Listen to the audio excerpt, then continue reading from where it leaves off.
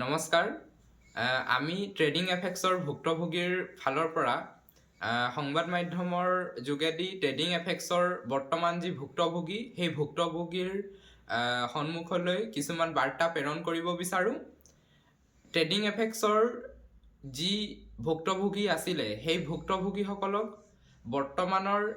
যি তথ্য লাভ কৰিছোঁ সেই তথ্যৰ যোগেদি আপোনালোকক জনাওঁ যে আমাৰ যি ট্ৰেডিং এফেক্স যিটো নেকি দিল্লী নয়ডাৰ পৰা MD জিতেন্দ্ৰ সিং দাহিয়া আৰু বিজনেছ ডেভেলপমেণ্ট হিচাপে নৰেশ দাহিয়াই দিল্লী নয়ডাৰ পৰা চলাই আছিলে আৰু অসমৰ যি ফাউণ্ডাৰ মেম্বাৰ আমি যাক আমি চিনি পাওঁ ৰঞ্জিত কাকতি, তেখেতক যি অসম চৰকাৰৰ যি নিৰ্দেশ দিছিলে যে ট্ৰেডিং কেলেংকাৰীৰ লগত যিখিনি জড়িত ব্যক্তি আছে তেওঁলোকক এৰেষ্ট কৰা, সেই নিৰ্দেশ মৰ্মে তেখেতক যিহেতু এৰেষ্ট কৰিছিলে লগতে তেখেতক গুৱাহাটী কাৰাবাসত ৰখাৰ পাছতে CBIৰ কিছু তদন্তৰ হোৱাৰ পাছত তেখেতক গুৱাহাটী উচ্চতম ন্যায়ালয়ৰ পৰা তেওঁ যি বেল লাভ কৰিলে, বেল লাভ কৰাৰ পাছত এই ট্ৰেডিঙৰ গোটেই বিষয়বস্তুটো বৰ্তমান সময়ত কিন্তু স্তব্ধ হৈ আছিলে। কিন্তু যোৱা কালি আমি যি বাৰ্তা পাইছোঁ বা আমি যি খবৰ পাইছোঁ সেই খবৰটো হৈছে যে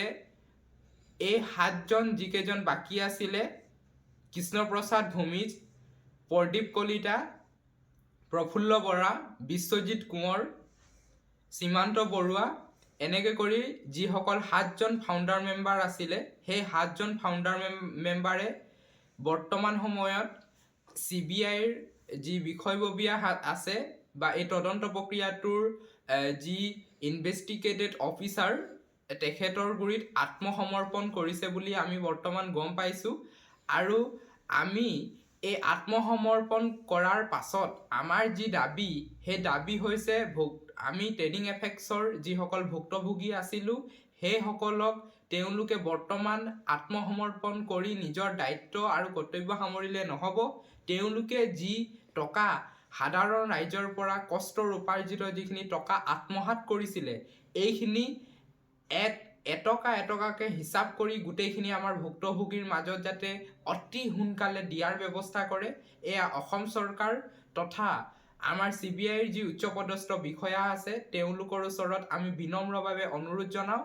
আৰু অতি সোনকালে এই বিষয়বস্তুটোৰ ওপৰত আৰু ক্ষিপ্ৰতাৰে তদন্ত আৰম্ভ কৰি ইয়াৰ যিসকল দোষী আছে বা বৰ্তমানৰ যি MD জিতেন্দ্ৰ সিং দাহিয়া আৰু বিজনেছ ডেভেলপমেণ্টৰ দায়িত্বত থকা নৰেশ দাহিয়া এওঁলোকক অতি সোনকালে প্ৰয়াত্তৰ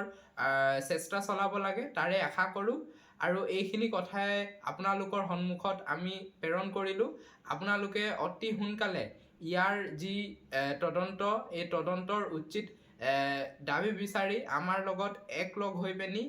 এই গোটেই বিষয়বস্তুটো আগবঢ়াই নিয়াৰ বাবে আমি আপোনালোকৰ সহায় আৰু সহযোগ কামনা কৰিলোঁ।